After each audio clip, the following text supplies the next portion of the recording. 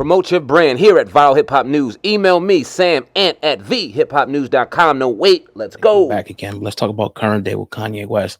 I don't know if you've been following, what's been going on with him and being dropped by a lot of different companies. But they labeled him anti-Semitic, as they have a lot of Black scholars over the last, 20, 30 years. What's your take on the whole situation? First of all, I don't think Brother Kanye is anti-Semitic. He made a criticism. Some may think it's harsh, but history will erase the mystery. For all those who want to judge Kanye, study the history of the music industry. Study the history of the music industry. Just started from the 1940s to the present, and see who's been making the billions upon billions of dollars off of the Black artists. What ethnic group? What community? Who control and own most of the record labels from the 1940s to the present day? Who was controlling most of the publishing from the 1940s to the present day? You heard Michael Jackson calling some people out before Michael was murdered.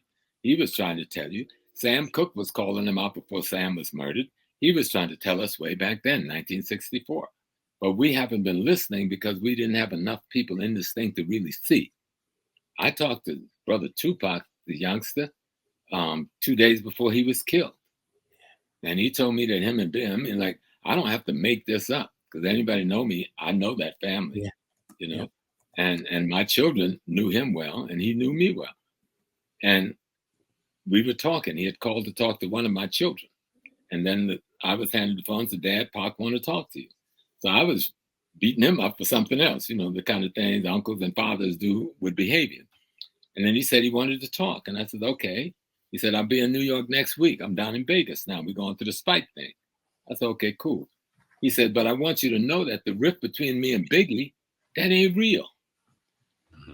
He said, they creating that. He said, that ain't real. But I don't think they realized how serious it was. But here's the next thing he said to me. He said, Prof, what me and Biggie want to do is take control of distribution of rap music.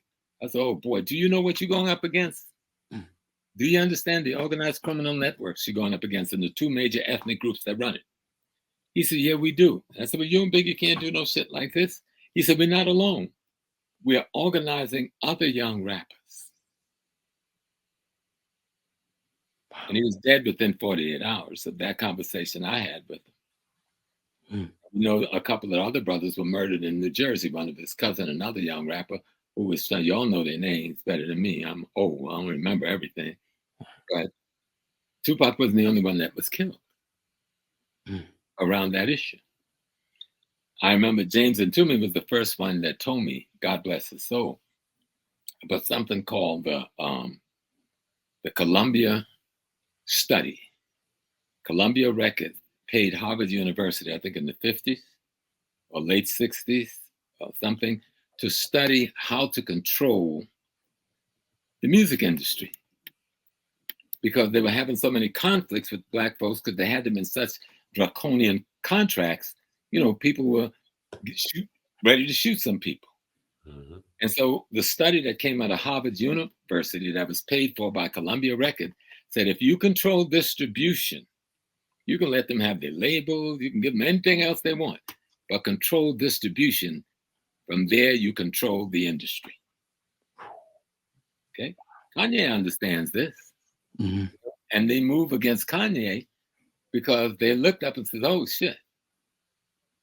He has the power of influence beyond anyone in that industry, and he has the courage to use that influence. And they moved to take it away from him. Now, Kanye is not a fool. Now, this kid may do some things that we don't like. All of us will. I do some stuff y'all may not like either, But you remember a month or so ago, he said he wanted to get out of those contracts, didn't he? Yes, sir. He did. But if he had pulled out of those contracts, he'd lost all his money, wouldn't he? Yes, he would have. I don't know what he did to make them pull out of the contract, but I call it genius. Did you hear me? Yes, sir. Okay. I want to go to one of the comments that he made that made us as a culture, maybe not us in particular, but as a whole, very emotional, and that was the comment when he said slavery was a choice. Now we assumed, or we took that as him saying something a little broader than what we were actually hearing, the words that he actually said. What did you think about that comment, and how did you feel about the reaction that we gave him for that comment? I think the comment was childish, immature, and showed a lack of knowledge and understanding of history and politics. He may have been trying to say something else. He chose the wrong framework in which to put it. But I didn't see Adidas or anybody else pulling out of his contracts for making that statement, which was worse than anything they're calling anti-Semitic that he did. Yeah. Okay. I didn't see nobody condemning him across the national TV network, where every network is chiming in, because it seemed like they're all in cahoots together. I don't know what that's about. You can flip from channel to channel. Everybody talking about Kanye West, Kanye West. Somebody got a hookup when they want to attack a black man or woman who have an economic strength and is able to use it without asking for their permission in the way they use it. Right. So, yes, Kanye, like many of us, me probably included, we could do to sit down before we say certain things and seek advice from some elders or some people we have respect for. But at the same time, I don't see those same communities and I don't see those same companies raising hell about the people who pay to make music that encourage our young people to be drug addicts. I don't see those same companies using that same strength to stop and shut down the lyrics that they're paying millions of dollars for to be poured into the street, that leads and inform and misguide young brothers to shoot and kill hundreds of other young brothers in the streets in our community every year. Where are they then? That's not an innuendo about being anti-anybody. That's an actual fact that took lives. Where are Adidas and the other companies then? And Black people ought to take note. Take real big note that, like that record industry, where certain ethnic groups made billions off of us, and the sports industry, where certain others made billions off of us, that we need to take note that says, okay, you're going to pull your contract, then we won't buy your products. We don't have to buy your products. You want to play economic warfare? We spent $1 trillion with you last year. You want to see what it looks like when we pull back a black $1 trillion from your corporate structure? You want to see what that looks like? We'll shut you down nationally. And we don't have to pull back the whole $1 trillion. Just pull back a few billion. Because we need to learn how to fight back. This is economic warfare we see in the attack on Kanye. If these people were really legitimate and cared about so-called hate speech, calling my sister and my mama and my daughter a bitch, calling me the N-word, and y'all paying millions of dollars to put that on the airwave every day and trying to pass it off as music, and you don't call that hate speech? I don't hurt from it. So where are they then? So they don't have any legitimacy. What we're seeing is racialized economic warfare against Black people. I want to transition just a little bit, but as it pertains to what you just articulated, and that's hip hop media and just media as a whole. Now, we know media is a controlling mechanism that run the masses. I would like to know what you feel as though our representation is when it comes to how our information is disseminated by our people, and what are some ways that we can go and getting that better? Yeah, it's getting better. You know, when hip hop first started as a genre, because it's not a culture, it's a part of the greater African American culture.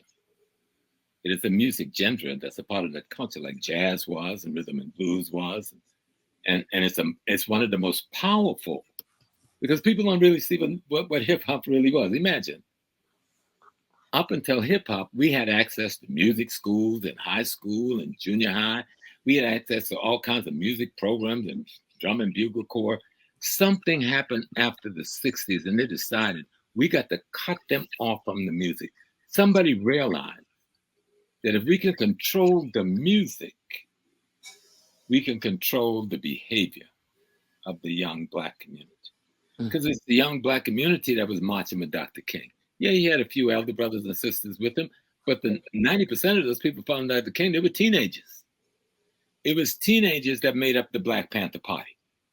It was teenagers and young adults that made up the Republic of New Africa.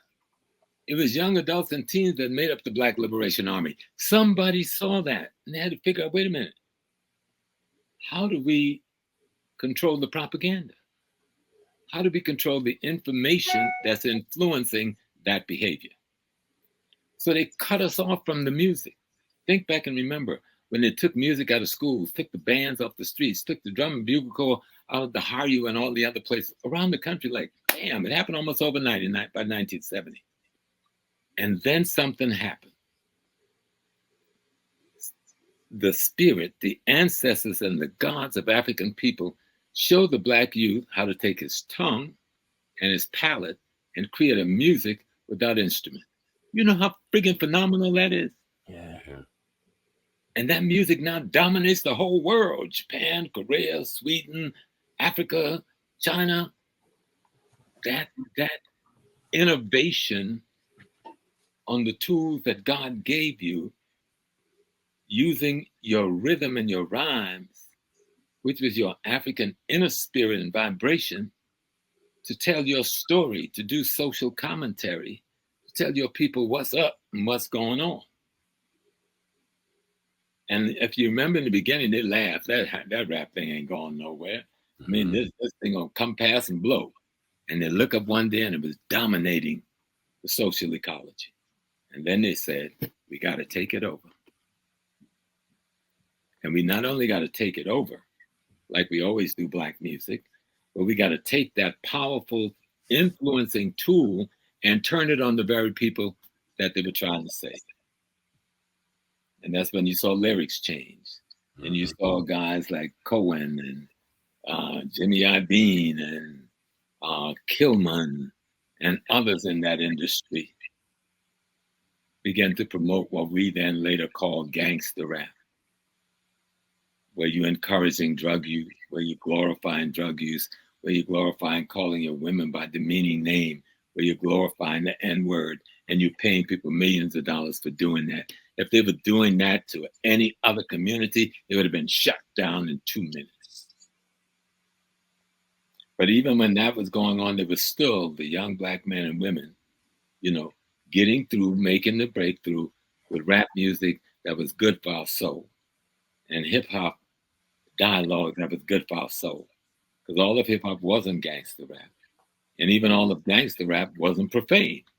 So we have to kind of like, you know, really study the genre and then see who's doing what when, as we now teach this to the younger generation. That's y'all's job. To be clear, that's y'all's job. That thing that we call rap, I say it was a revelation from God. Okay? It was a revelation from God. How do you take an industry that's controlled by saxophones and clarinets and trombones and drums and replace it with the human vocal cord and a few little smooth body movement? Think of that now. You gotta see the power in that. Right. But that's what happened. That's the power that's in your mind, because that was the mind of the Black youth. That was the mind of the Black youth saying, you can't keep me down no matter what you do. You can't keep me down. And the whole world had to look up. We just have to now study. Okay, stop it. Let's learn from what we did. Right. And let's take the best of that and move forward with that and discard the worst of it. Your enemy is going to always be there. Just like they are now. I saw an article I was reading earlier where somebody made a statement, it's time to shut Kanye down. Who the hell are they? Right. You shut the Black race down. You can't shut us down. Yeah, Kanye have some issue, but that's our issue. He belongs to us. Right. He's ours. Mind your business. Keep your hands off of him. He's ours. And what you said he did, he didn't really do, because I've read the statement over and go, what did they get so upset about? Mhm. They got upset about the power of influence that the young man had, both in his dialogue and his music. Yeah. He had made some misstep in his personal life and social life. Even the three of us have made some missteps, all right? I've been married for 51 years, but I made some missteps, okay? Mhm. Even I had 2 children, 1, 2, gotta count them, before I got married, by 2 different sisters. God bless their souls. Because I made missteps. I didn't know what I was doing. Didn't know how to do it. I had to learn it.